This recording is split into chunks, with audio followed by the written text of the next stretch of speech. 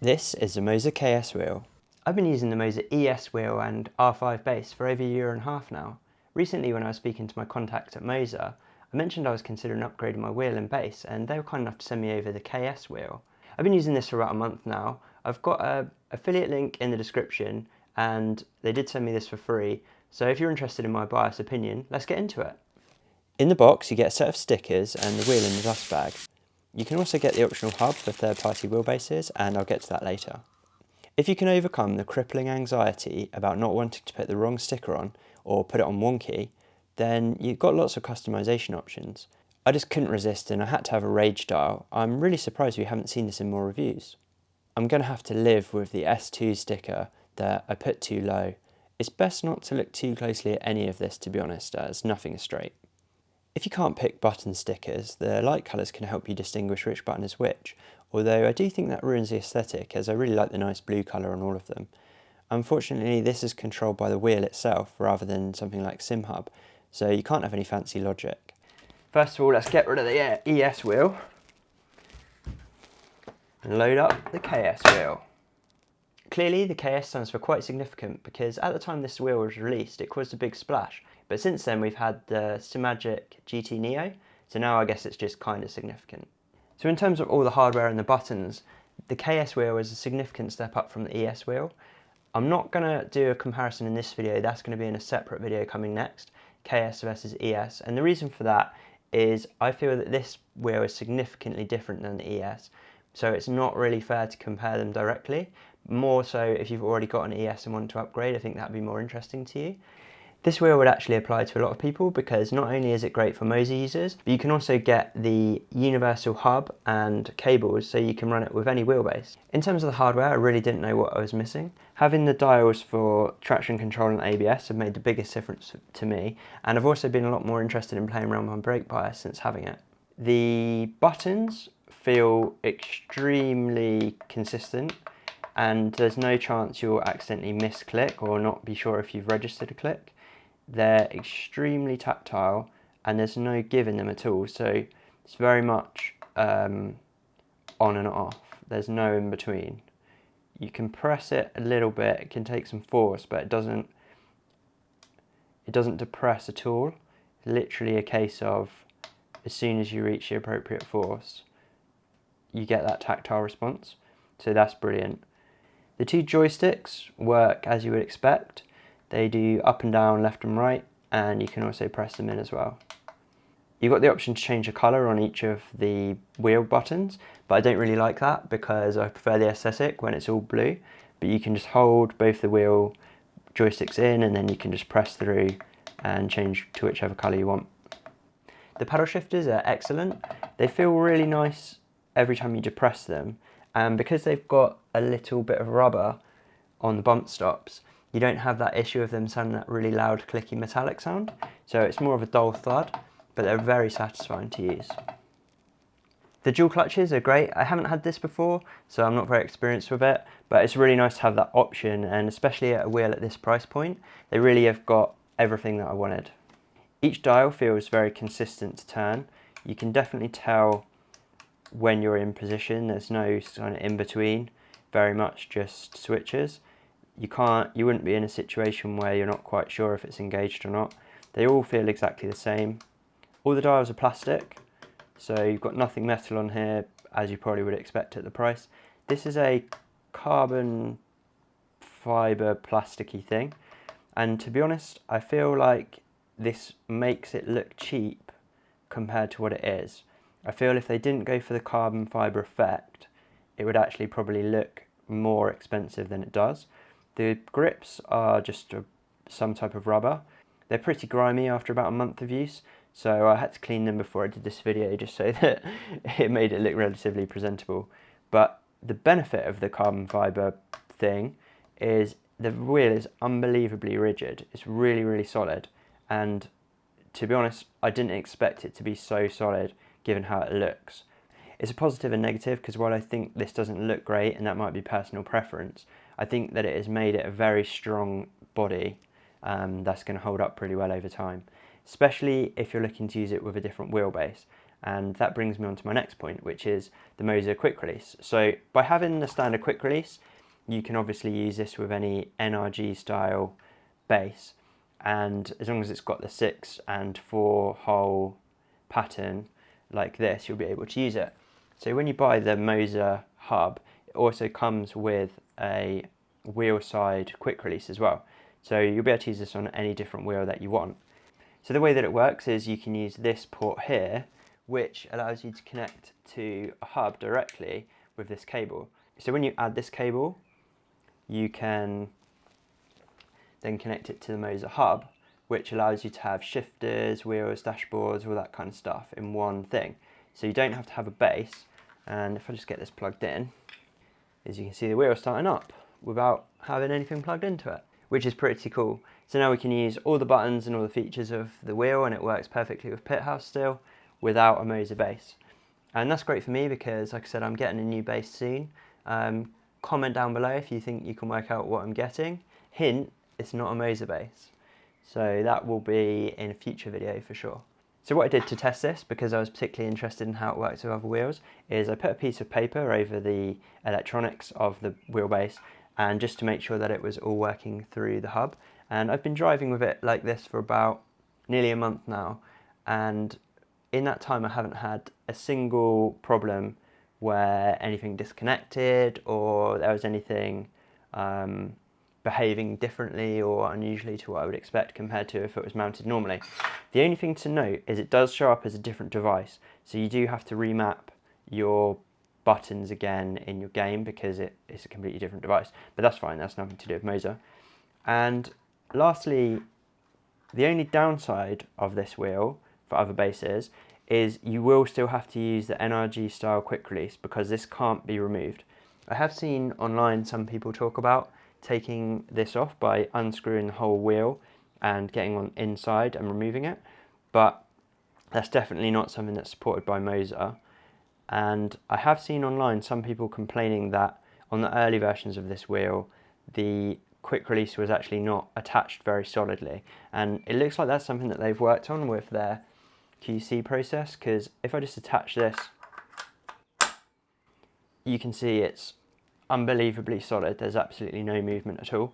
So they've obviously worked on that since the original ones were shipped, which is great, but I wouldn't feel very confident in getting in there and trying to open it up and remove this quick release. So that's an area where I think the GT Neo probably shines over this currently. One other weird little downside about the hub is it doesn't have an on-off button. So when you finish playing and you put your computer to standby like I do, the wheel just keeps blaring at you with all the lights flashing away because there isn't any way to power it off, so you have to disconnect it, which seems like a bit of an oversight to me. Other than that, the hub works as it should. It's a bit of a shame that the wheel isn't just USB directly to the PC, I guess, but it is what it is. This works fine for me. It wasn't too expensive. I bought this on Amazon for, I think, £48 in the end. Weirdly, I got it on an Amazon warehouse deal, so even though in the UK Amazon don't actually sell Moza products, and they definitely don't sell these new, they had this one in stock for some reason, and it seemed to be a new one that I got. This was from, it says 2023 on it, on the box it said 2023, I think October, so I think it's a retail one, and I think this is exactly what you would get if you bought it.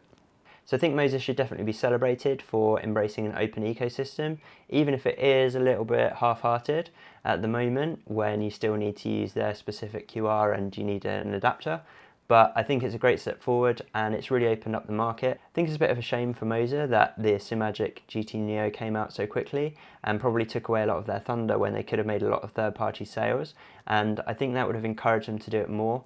I hope they do continue that path. It's really good to see that we've got these open wheels that can be used on any system.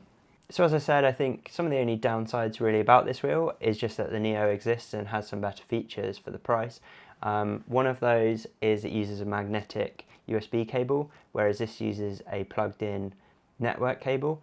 And there's always that fear in the back of my mind that somehow my wheelbase is going to go nuts and keep spinning around, and eventually something's going to break in that scenario. It would be really nice if it was magnetic and could have been removed. Another thing that GT Neo's got going for it is its SIM hub integration. So Moza talk about something called intelligent telemetry in their documentation, but I can't currently see anything to do with that in the pit house version that I've got at least. So it'd be really great in the future if you can do some modifications based upon the game telemetry. It does seem a shame that Moza would work on their own proprietary solution when they could integrate it with SimHub anyway.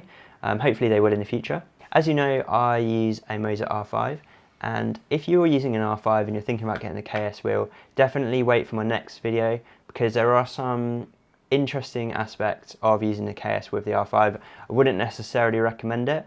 You'll probably end up upgrading if you do buy it. If you've got a Moza R9 or higher, I really recommend this wheel. It's been great fun for me.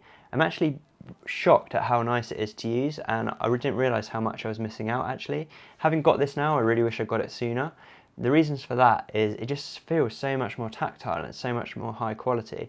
I really enjoy the form factor. I definitely wouldn't go back to a round wheel now for GT racing. It's just such a cooler experience having a wheel that feels designed for the purpose, and have the dials that you need at hand has been a really big eye-opener to me, to have stuff that's specific to the job you're trying to do. So to summarise, the positives are it's a massive step up for me, really great wheel for my uses. All the buttons and dials are exactly what I want. There's nothing that I feel like I'm missing from this wheel at all. The hardware is great, and I'm really glad that Moza have embraced an open ecosystem. It means that if you go and buy a new base in the future, you don't have to worry, you know, I'm going to have to get rid of this wheel or try and sell it second hand. And the only negatives really are that the GT Neo exists. So if you've got a Moza base already, I think this still makes a lot of sense. Although saying that, because I've been using this with a cable anyway to test it, I don't think that using a USB cable is any downside at all. So if you fancy getting the Neo instead and running it on your Moza base, I'm sure you have no problems at all. I've seen on the SimMagic Discord some people reporting that the grips on the Neo have been wearing out very fast within weeks of buying it. Perhaps it's a defective batch, but you might want to research that if you're looking into it. It put me off buying one, as I was originally thinking I could get one for a head-to-head comparison for this review. I'm just finishing editing this video and I've seen that Jardio is saying that he's broken the whole handle off his GT Neo. So I don't know if SimMagic have got an issue with their grips or the plastic and rubber that they're using, but definitely makes the KS seem like a more attractive option. I don't see how that could happen with the KS because the plastic wraps all the way around the top and the bottom of the grip. It's actually really liberating to me to stop thinking about an ecosystem and start thinking about how I can get the best components that are right for me. So the lack of SimHub, the Moza only QR, so the NRG style QR on the back, and the lack of a magnetic USB cable, that's really the only downsides for the price. Otherwise, if you get this wheel, I think you'll be extremely happy with it. I really appreciate that Moza sent it over to me, and I appreciate all you for watching. It's amazing how it feels driving without any speakers, and it just feels so slow and calming. And I think in some ways that's sort of the same with the steering wheel. As you get better and better gear and you start using a steering wheel like this, and I'm sure if you get to a more valuable steering, I'm sure as you get to higher end steering wheels, the whole experience is just so much more enjoyable. And that's why I feel like I've been missing out over the past year, because now having tried this steering wheel, there's no way I could possibly go back, because it's just a whole step up. As I said, I've really enjoyed having the ability to just change the traction control on the fly throughout the lap. That's something that I previously had taken for granted, because that's something I previously overlooked quite a lot. And the reason for that is because it was always such a faff doing it on my ES wheel, because you'd have to use up and down arrows or something like that. So you would never have an exact map where you've got here, where you can go from, say for example, I could go straight to number 2 or number 1 or whatever. It's a relative offset, and that's what we've got with the brake bias here. So with the rotary encoders, you kind of are increasing or decreasing it from where it is. Whereas with the traction control and the ABS, you're setting it to a specific number. And as you're setting it directly to the number, you can be very confident in what you're doing. Whereas previously I wasn't that confident in races that I would be happy to start fiddling around with it. So I basically just set it and left it. And this has allowed me to really improve my driving, actually, to be fair, because it's just an extra element of stuff that I can think about during the race, and I don't have to do it at the time when I'm doing my setup. So it allows me to be a lot more dynamic and thinking through things like that. And I'm really keen over time to learn more about how to do my own setups and how I can improve my racecraft generally now that I've got all of these extra options. Because I've got, I'm in 5th gear for some reason because I wasn't paying attention, so that's not going to be a very good lap. But yeah, now I've got so many options and I actually know what all the buttons are mapped to because I've got the stickers that I chose to stick, but depending on what I was interested in. I just think that adds so much more to the game than I had before, and I'm really grateful for that. I'm really grateful for everybody watching my content and subscribing to my channel, because that's the reason Moza were interested in sending me this, and it's allowed me to learn a lot more. So I wanted to share that with you all. I know that because I got this for free, you can't really trust what I have to say on the subject, but I do think that everybody would be really happy with this wheel. Like I said, I'm buying a new wheelbase soon. I've actually ordered it already, hopefully it's coming soon.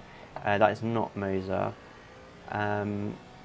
but I'm going to keep this wheel as my primary wheel, and the reason for that is because literally meeting all my needs of everything that I wanted. So it's been a really great learning experience for me to have this.